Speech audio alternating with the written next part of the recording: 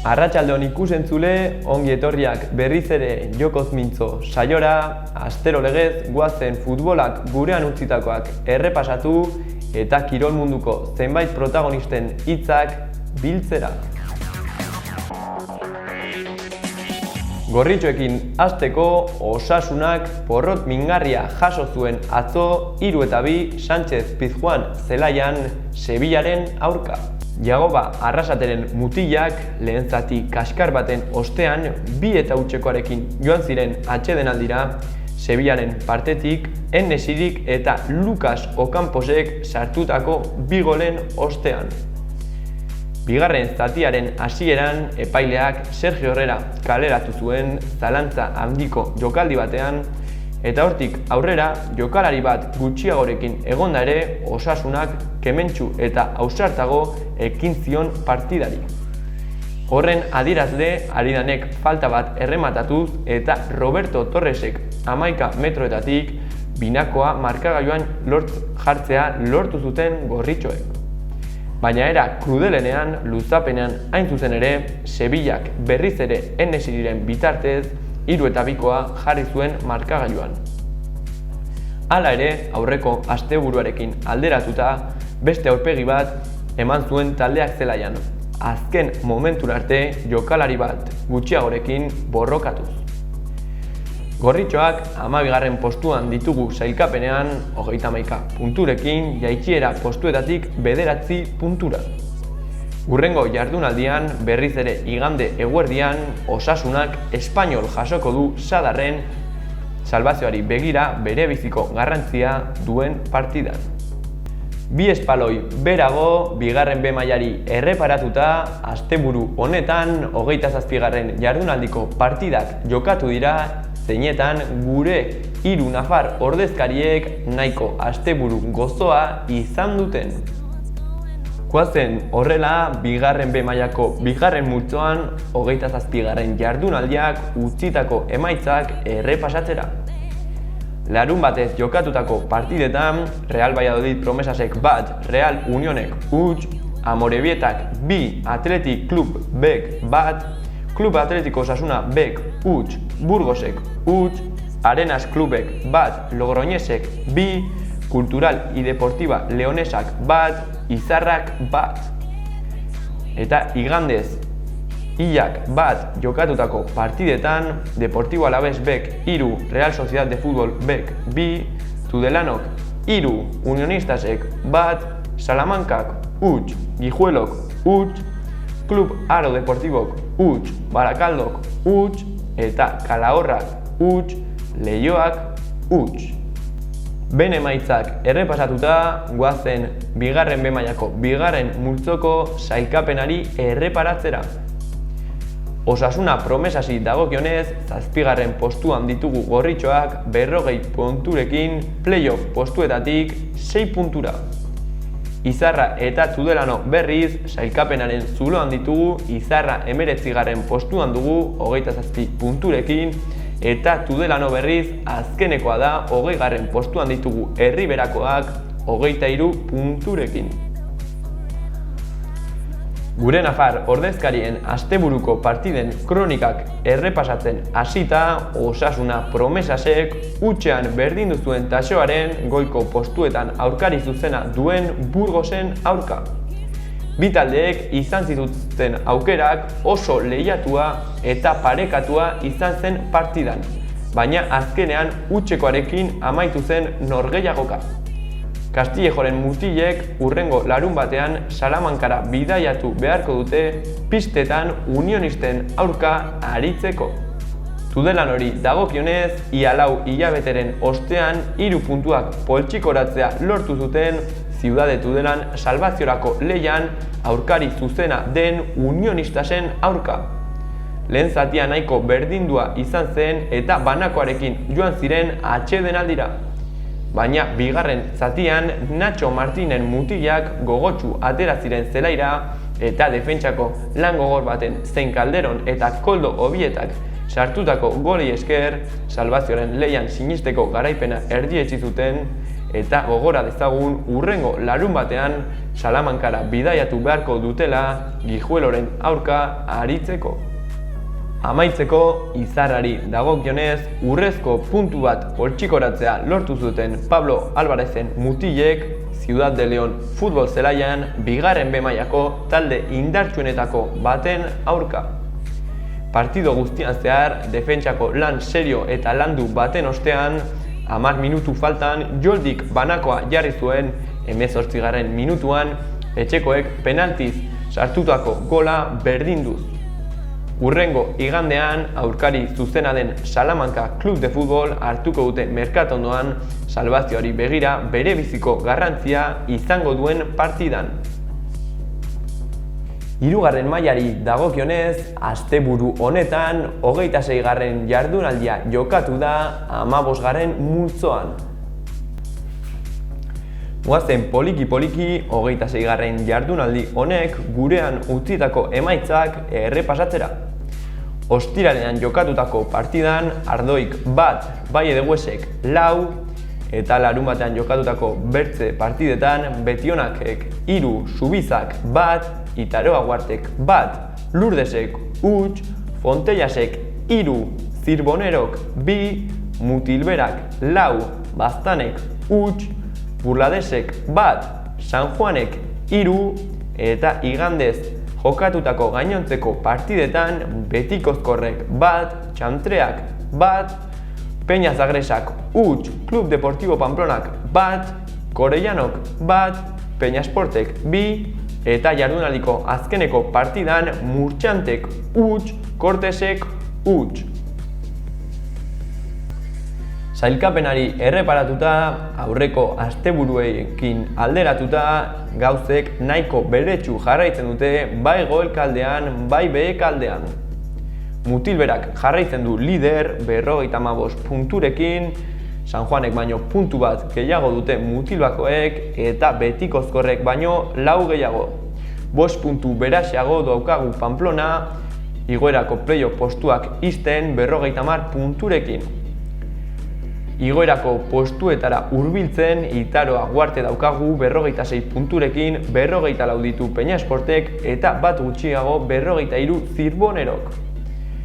Behekaldera erreparatuta, Fontellasek 13 puntu ditu, azkenekoak dira, Baztanek 19. dago 19 punturekin, Peña Zagresa 18. da 22 punturekin, eta pixkat goraxeago Subiza daukagu 24 punturekin, eta 27 puntu dituzte bai Ardoi eta bai Lurdesek.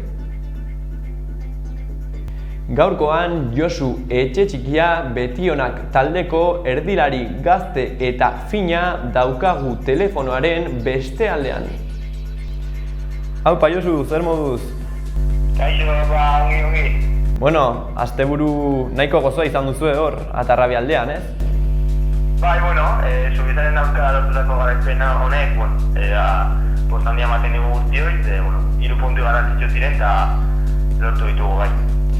Bai, Subiza nahiko ongi atera zen partidora, uste dut igual pixkatzu baina hobeto atera zela, baina argi dago nahiko alde jarri zela partidua, ez? Lehen zatian, zuentzat.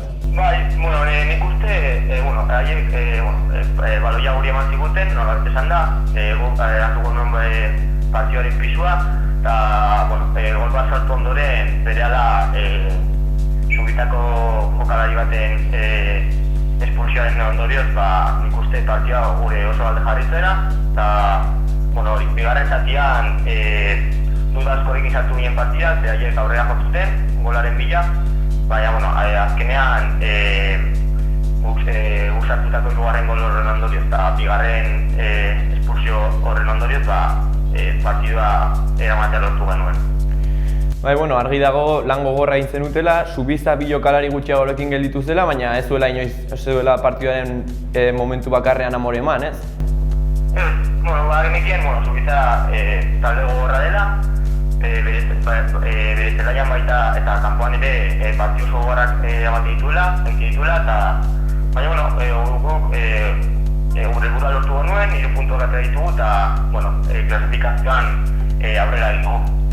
Bueno, partidarekin amaitzeko, nabarmentzekoa da hor bita batekoarekin egon zirela une nahiko lehiatu egon zela partida, ez genekien ze aldera joango zen, eta bueno, Oskar Perezek bankilloteik aterata izugarrizko gola sartu zuen, ez? Bai, esan dituana, azkenean haiek aurrera zuten, eta guk ez zinetan genuen jakin nola baloia gehiago hartu, atzetik jokatu, eta azkenean, Oskar atera zen, eta, oblikus barri baten ondorioz, hirugarren gola sartu zen markagailuan, bai. Urrezko 3 puntu, salbazioari begira, 32 punturekin, 12. postuan, bigarren B mailakoen egoerak nahiko delikatua jarraitzen du izaten, baina ematen du gauzak nahiko ongi ikusten direla hor Atarabia aldetik, ez?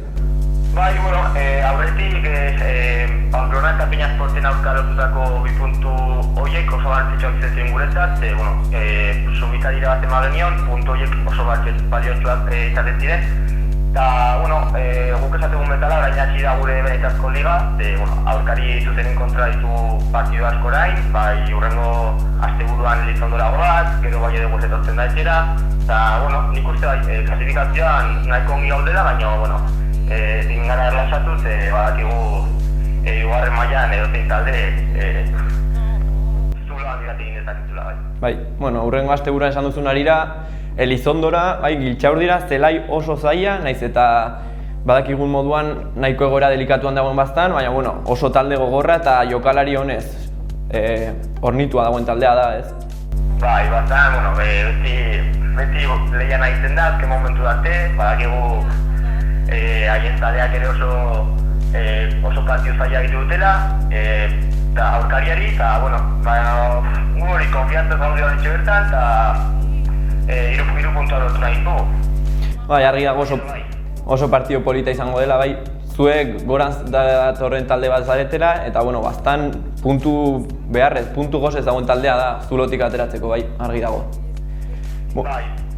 Josu, asteburu honetan zetankerako partido zuen hor Elizondo aldean, eta besarkada bat eta jarraituko dugu harremanetan, bai. Bale, mi esker duei. Bale, agur. Emakumezkoen futbolera salto eginda, asteburu honetan aspaldiko partez ligako partidak izan ditugu bai Primera Nacional, bai Reto Iberdrola kategorietan. Reto Iberdrolan dabiltzan Osasunako neskei helduta, asteburu honetan 1-4 irabazi zuten Matapiñonera zelaian Madrid Club de Futbol beren aurka, azken 2 partidotako bolada onari jarraipena emanez. Gorritxoek partidoaren hasieratik hartu zuten baloiaren jabetza eta Miriam Ribasek bitan, Lidia Alenek eta Lorena Herrerak sartutako golei esker, 3 puntuak Iruña aldera ekartzea lortu zuten sailkapenean goikaldean borrokan jarraitzeko. Gogora dezagun, Mikel Bakaikoaren neskak 4. postuan ditugula sailkapenean 41 punturekin eta hurrengo asteburuan SEAM Lleidako taldea hartuko dutela taxoaren. Gaurko saioarekin amaitzeko, Julen Ornat kirolari gaztea daukagu gurean, zeinekin azken urteotako lesioen inguruan hitz egingo dugu. Arratsaldeon, gaurkoan hemen daukagu Julen Ornat, Atarrabiako gaztea. Zoritxarrez, hain polita den futbolaren eta kirolaren aldea haunitzetan ezagutzea tokatu ziena, zoritxarrez. Kaixo Julen, zen Kaixo Niko. Egia da, orain baduzula lesio bat, ez dela hain larria, baina orain dela hilabete, ja da urte batzuk, urte bat, pare bat, sufritu zenuela lesio nahiko larri bat, zer kontatuko diguzu horren? Bizkat ordenez hasteko, bitan izan ditu golakoak. 2008an edo izan nuen ezkerreko belaunan aurreko lotailu gurutzatuaren haustura. Eta, hasiera batean, ez dakizu lesio hori izango duzun edo, eta azkenean konfirmatzen denean, bakizu pixka bat ze... Azkenean ez duzu nahi hori izatea, ez? Ez, azkenean hori kirolan bizitza osoan zehar ibili garenok badakigu aukera hori dagoela eta oso entzuna den lesio bat da. baina ez duzu pentsatzen inoiz zuri tokatuko zaizunik. Orduan, bueno, tokatzen zaizunean, pues, azten zara pentsatzen igual sorte txarra dela eta, baina, bueno. Bai, azkenean aurre egin behar diozu egoera horri eta, bueno, eta nola izan zen lesioaren unea? Izan zen azken finean gutxitan sentitutako sentsazio bat, hasieratik nabaritzen duzu zeo zer egin duzula, ez dakizu lesiorik larriena egin duzun edo, baina badakizu zeo zer larria egin duzula. Orduan hori eta gero zuzenean ja martzara zeo zer begiratzera, ezin duzu lesio mota hori utzi begiratu gabe, medikura joan gabe, ekoaren gara joan gabe, beraz lehenengo pausua hori, begiratzea, frogak egitea, eta medikoaren gomendio guztia jarraitzea. Argi dago, zure kasuan izan zen futbolean, ez? Eta, klaro, azken urteotan lesio horiek ugaritzen ari dira, batez ere artifizial zelaien ondorioz, ez? Bai, azken finean profesional mailetan daudenek, bai, erabiltzen dituzte zelaiai naturalak baina gainontzeko zelaiak eta gehienak badira artifizialak, eta horretaz gain nik uste erabiltzen ditugun botentakoek eta ere eragina dutela, orduan gomendio bezala emango nuke tako borobilak eta txikitxoak erabiltzea edo. Bai, argi dago asko lagunduko luketela. Arriskua laburtzeko. Eta, bueno, azken denboraldi honetan zelai asko aldatu dira. Eta, bueno, azkenan hori da ziklo bat amaitu. Gure kasuan Atarrabian laizter aldatuko dute zelaia. Jada 10 urte igaro eta legeak hori esaten duelako, baina, bueno, milaka faktore daude hor barruan. Azken finean nik esaten duena da, ezin duzula faktore bietara jo, ze zuk ez duzu errurik, ezin duzu faktore bat minimizatu, eta aurrera begiratu behar duzula. Holako lesio bat duzunean, ebakuntza egin, ebakuntzatik aurrera begi bista jarri, eta aurrera bota. Eta lanean. Argi dago gure kasuan, edo zuen kasuan, futbolan praktikatzeko egoerak edo baldintzak ez dira honenak, profesionalena bezala, eta ondoren operazioan ere aritzeko eta gero posoperatorioa egiteko, ez da ere ez direla baldintza honenak, ez?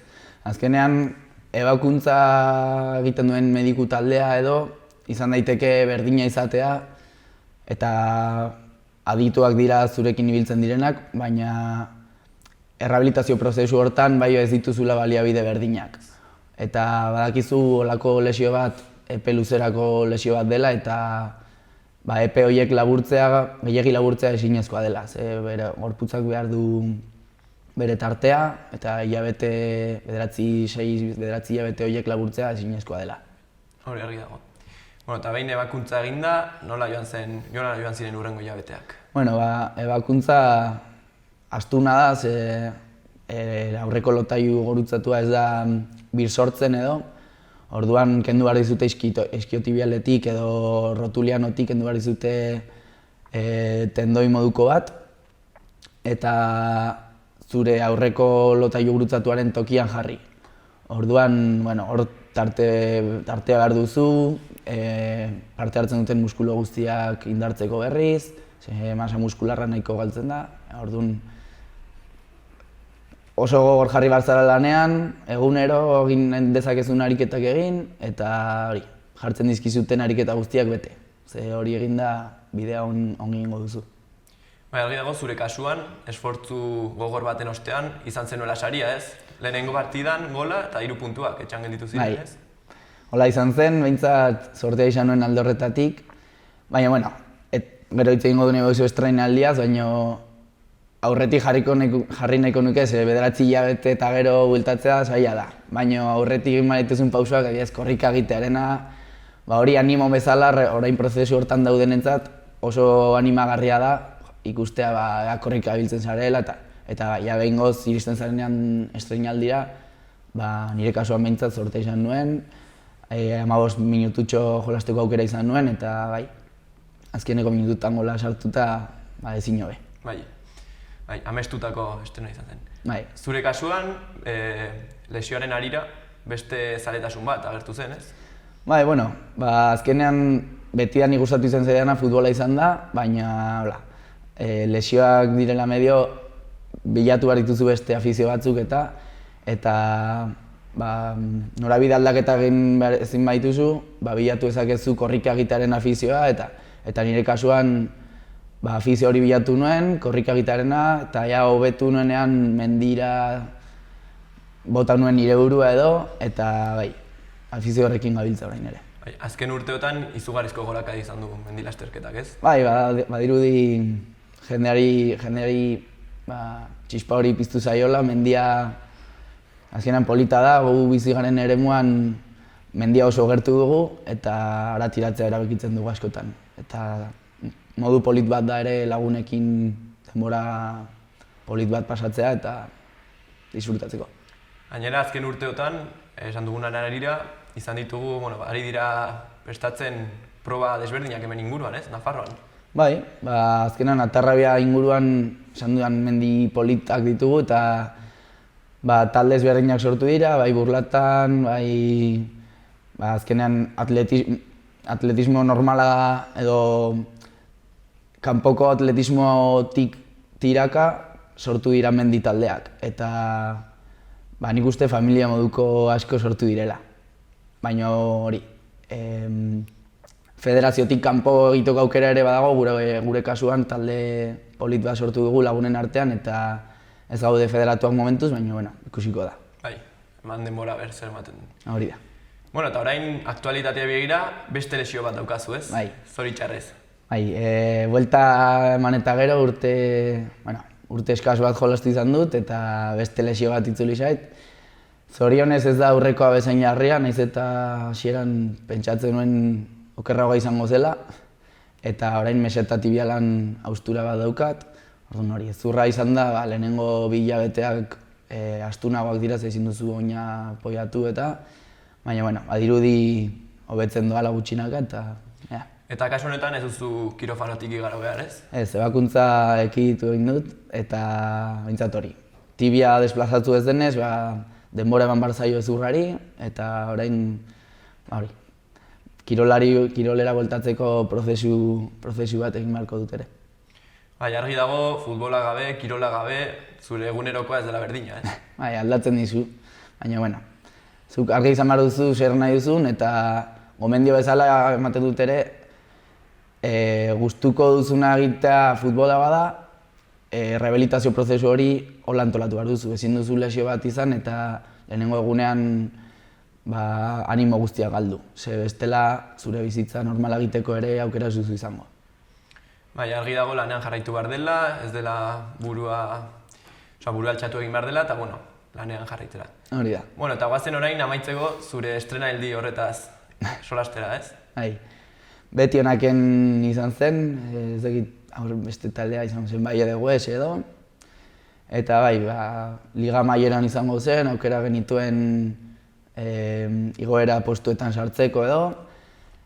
Eta, zortea izan nuen 15 minutu horietan baloi bat lortzeko, area barruan, eta gehiago begiratu gabe, hainbeste denbora itxoiten nuen baloia iritsi zitzaidan, eta, momentu horretan malkoak begietan, ez? Bai, gogoratzen dut, nik entrenatzen duen txiki talde bat, Pasazio Ganda ikastolako txikien taldea joan zela ikustera partida, eta familiako kide asko ere bat zeuden, lagunak, eta orduan, ezin duzu ahaztu momentu hori. Hainbeste gustatu zaizun momentu hori eskuratzen duzu eta oso polita. Bai, lanak beti dakar saria. Bai, hola da. Julen, eskerrik asko gurean egotagatik, zure lesioak konpartitzeagatik, eta, aber, laizter errekuperatu eta berriz zaitugun gerra ematen, ez? Espero dugu. Vale, esker. Aio. Bertan bukatzen da gaurko saioa, mila esker gure ondoan beste behin izateagatik eta badakizue hurrengo astean itzuliko gara berri protagonista zein kirola aktualitate gehiagorekin. Ondo izan!